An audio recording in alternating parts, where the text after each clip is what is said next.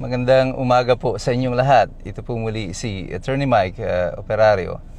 At kamakailan lamang ay nag-deliver ng isang privileged speech si Congressman Ungab sa House of Representatives. At dito, inisa-isa niya kung ano ang nangyari dito sa 2025 budget at sa GAA. Kung bakit ito lumobo ng ganito kalaki, kung saan pinagkukuha yung mga pera na ipinasok doon sa GAA at anong mga batas ang posibleng na violate tungkol sa ginawa na ito ng House of Representatives sa pamamagitan ng Speaker of the House at saka ng majority. Ang nakakatuwa dito sa sinabi nito ni Congressman Ungab ay ang reaksyon ng ibang miyembro ng House of Representatives.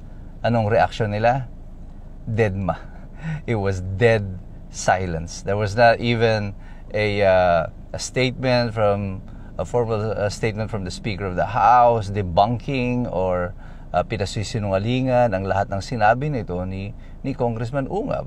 Those the defenders of the House of Representatives Speaker, wala ring sinasabi. At ang sinabi ni Congressman Ungab ay tumutugma naman doon sa mga naging revelasyon ni Congressman Toby Chanco. So, anong nangyari? In summary, anong nangyari dito sa budget natin? Bakit nagkaganito? Bakit maraming mga pera ang ginalaw?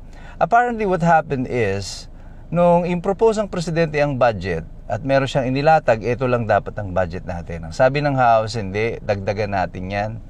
Pasukan natin ng mga ganito, mga project, mga infrastructure, ang projects na infrastruktura na para sa DPWH budget ay lumobo ng mahigit ng 400 bilyon.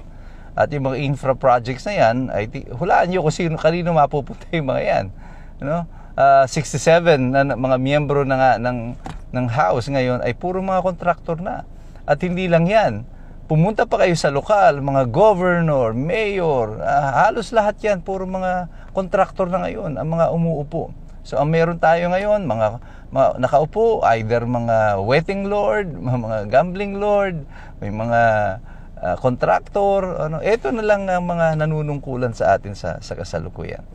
Now, yung mga pondo na pinagkuhanan na ito ng pera para itapal doon sa mga dinagdag ng mga proyekto, ayon sa pahayag ni Congressman Ungab, ito dapat ay yung mga special funds na naka-earmark or dapat ay hindi ginagalaw at dapat naka-dedicate for a particular purpose. Halimbawa nga, yung sin taxes, yung mga buwis sa mga alak, sa mga sigarilyo, ito po dapat ay naka-appropriate specifically for 80% ay gagamitin sa health services.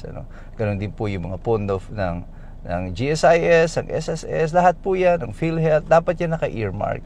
Pero wala silang pakialam dito. Ang ginawa ng House, tinignan lang, asan ba yung mga pera natin? Asan ang pera ng gobyerno? Nasaan ang pera ng taong bayan? Nakita nila, eto may pera dito, tara kunin natin yan. At ipamahagi natin. Gawin nating AIX, AKAP, gawin nating proyekto.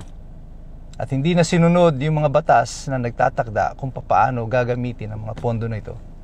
Yan ay isang malaking pambabastos, pagsasalahula sa ating hindi lang sistemang politikal, the legal system, the healthcare system, the social security system, everything was compromised dahil lang sa pagnanais nila na may pagkukunan ng pera. And we are hoping that eventually the Supreme Court will make a ruling on this, on the unconstitutionality of these things that the House of Representatives and the Senate, kasama na rin po ang Senado rito, dahil pumayag sila na ipasa ang ganitong klase ng budget na inaaprubahan lamang ng isang maliit na komite at hindi na ng representasyon o representatives ng taong bayan. Iilan na lamang ang may kapangyarihan at nagsasabi kung saan pupunta ang ating pera, saan gagastusin ito. Buti na lang sana kung ito nga ay totoong ginagastos sa mga makabuluhang mga bagay. Pero kung ito ay winawaldas lang ninyo at ginagawa ninyong pampayaman ninyo, Again, I am reminding all of our elected officials, hindi namin obligasyon na mamamayan na payamanin kayo. Hindi namin obligasyon na magpalit-palit kayo ng kotse buwan-buwan. Hindi namin obligasyon na bigyan kayo ng mga mansyon o pabiyahihin ang pamilya ninyo sa kung saan-saan bansa at mamili ng mga mamahaling bag. Wala kaming ganong obligasyon sa inyo. Kayo ang may obligasyon sa amin. Kaya sana patuloy tayo sa pagtutok sa mga bagay nito, sa mga balita na ito.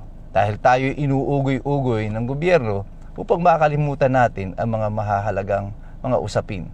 Lagi po tayong mag-aral, lagi tayong mag-participate, lagi tayong mag-engage. Sapagkat mahirap makialam ang taong walang alam. God bless you. God bless us all. Mabuhay ang Republika ng Pilipinas.